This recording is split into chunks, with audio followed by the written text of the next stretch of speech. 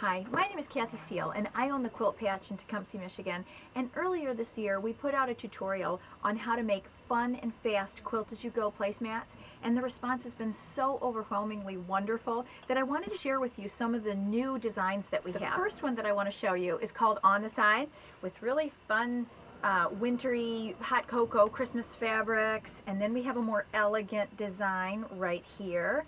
So let's go in and learn how to make these guys. A lot of the all actually of the basic techniques were covered in the first tutorial, so I'm not going to go through those today, but what I do want to do is go through some of the steps on how to make the new ones. So on the side, you are going to start with all your pieces and parts. We had these fun ones with sliders this summer.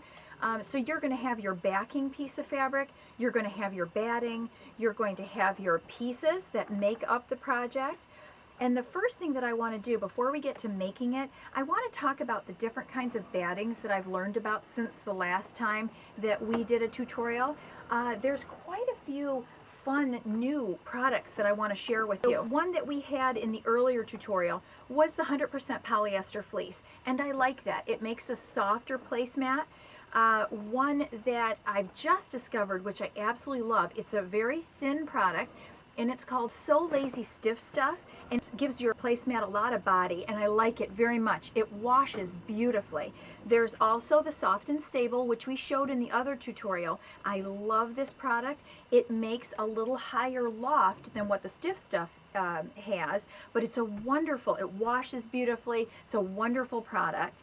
And then we started putting Insul-Bright in our projects, which is a heat-resistant batting. So really, you just have to decide which product that you want to have in your placemat according to how you want it to feel and what job you want it to do. So once you've made your decision on what kind of batting, let's go back to how to build this. You are going to go in, just like on the first tutorial, you're going to center your batting in the middle of the backing. And then on this one, we're going to come in with the pieces that are on the side. Let's turn this one around so you can see it. We're going to start in the bottom corner, and we're going to put the first piece in the bottom corner down here, and then we're going to put the second piece right on top of it, and we're going to go and sew that 1/4 inch. And then we're going to go in and flip it up. And the most important step on making all of these when you go in and flip them up is to take them to the ironing board and press them over, because one of the biggest problems that you have with doing Quilt-As-You-Go if you don't use an iron is that if this isn't creased really nicely, there's extra fabric here when you go and sew the next one on, so it ends up looking puffy. So getting it nice and flat is really important. So you're going to come in, I have my lettuce, I have my ketchup, and now I'm ready to go in right sides together with my mustard fabric, and I'm going to go sew that 1/4 inch, and then I'm going to flip it up, and you're just going to go through all the parts all the way up the side just like this, and then we're going to put this piece on. After you get the black one sewn on, this one goes right side here. You're going to sew it and flip it. Nothing changes regardless of the shape of the piece. You're just going to go in and piece them as you go, making sure that you're mindful of what color thread is in your bobbin. I have not thought about it before, thinking, well, I'm just piecing, but you're piecing and quilting at the same time. So if you have a black backing and you have bright yellow thread, you might not be as happy with that one. So be mindful of what's in your bobbin. So this one is called On the Side, and you can see how easy it is to do this one. One of the other new ones that we have is Bay Window. And this one we did in 2 different elegant Christmas, one in the blue poinsettias, and then we did them in the traditional Christmas green and red. And again, my sample is in Christmassy fabrics. We did this one more whimsical with fun candy canes. This one requires that we come in and make a line, because we need to tell ourselves we're going to be piecing the center of this first. So after you get your center put on, and we're going to use the basting spray just like what we had in the first tutorial, all those steps come into play. So we're going to use the basting spray, and we're going to stick this down in the center of our backing. What we want to do is piece across this, and then we're going to add our borders. So we have to tell ourselves where we get started with the piecing. So what I need to do is make a registration point. and we're going to go, and I just use a regular graphite pencil, and we're going to go with our ruler and make a 1 inch. I take my 1 inch mark right here, and I make a 1 inch registration line all the way across my batting, just like this. And now I know exactly where to get started putting my pieces down. So the first one that I'm going to do is my candy canes.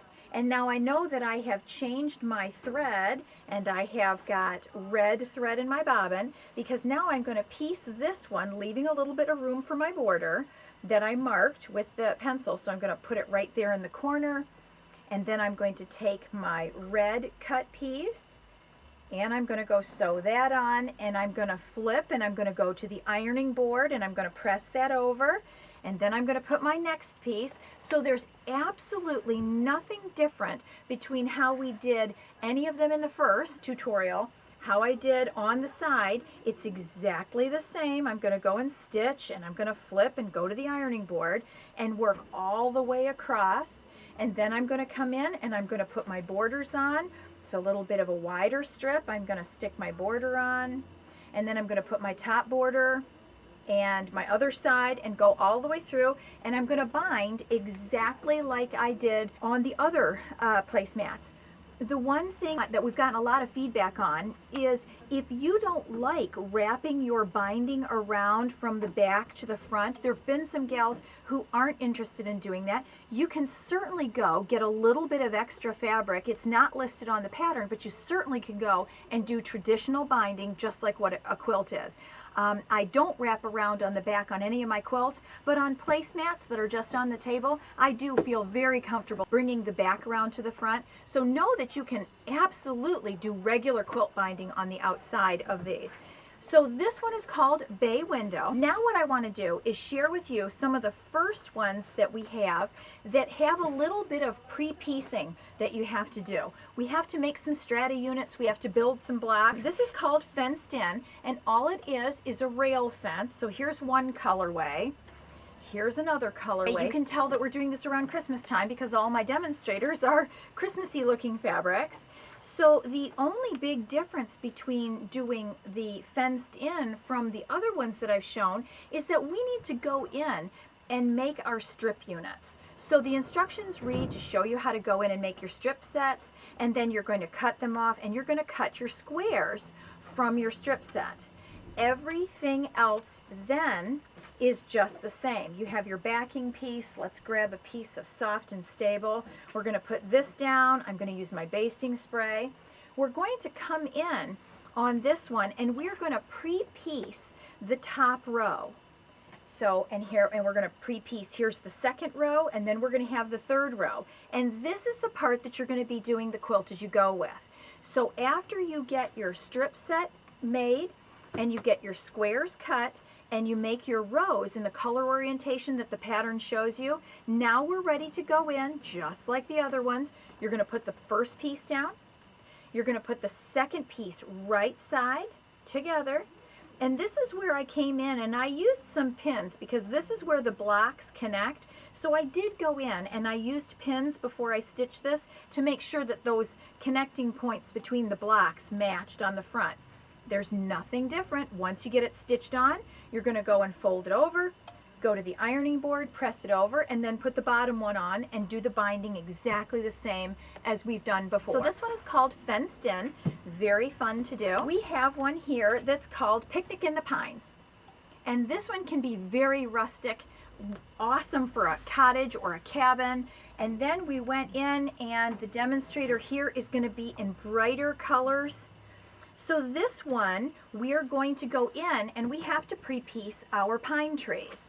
So what we're going to do is we're going to take our rectangles, and this one, let me show you what the pine tree is going to look like. This is going to be my pine tree. This is the background fabric, and this is going to be the tree. It's a snowy Christmas tree. And then I'm going to have my trunk unit that I have already built using the trunk fabric and then background fabric on each side. So let's learn how to make the tree. We're going to start with rectangles, and we're going to put them together, stack them on top of one another. Then we're going to come in and we're going to make a crease right in the middle, and it's just pinching a crease right there. And then we're going to come in with our rotary cutter and our ruler. Let me move this to the side. We're going to put our ruler down to the creased point that we made in the center, and we're going to come down to this corner, and I'm going to come just like this, and I'm going to cut. And now I'm going to come this way from the center to a corner, just like that. And now what I have is my Christmas tree, and I'm going to get rid of these two pieces, and there's my Christmas tree right there. So all I have to do now, we're going to move these guys to the side. All I have to do now is go and stitch them together and square them up. So this is what it looks like after I take this side, and I'm going to stitch this down just like that. I'm going to press it over, then I'm going to stitch this side down, and I'm going to end up looking just like this. All I need to do then is get it to the size that it needs to be, and now I am completely ready to come in and start piecing my placemat. Okay? So let's come in and learn how to do that. There's nothing different. We've done it before. We know just what we're doing. This is my big square that's open to the side. I have my backing, I have batting, and I have all my pieces. The first thing I'm going to start with is putting the trunk at the bottom. I'm going to put a tree right over, just like this. I'm going to stitch it. I'm going to flip. I'm going to go to the ironing board, press it, make sure it's nice and flat. I'm going to take my little sashing piece. I'm going to sew it, just like that. I'm going to press it, get my next trunk, go up like that. Do you see where we're going? We're just going to piece from the bottom all the way up. Then we're going to put this piece on. Then we're going to put the body of this one on. Now on this is probably the first one that we've made that has a big piece of open space. This one's going to be white, and this one has the big open space right here. So what we did was we just put a nice 3-inch grid. I went from corner to corner. I put 3-inch marks, and I quilted that so that it's a little bit more interesting on the inside. So this one is called Picnic in the Pines, very easy to make. This one's called Mix It Up, and we have a fun contemporary Christmas one.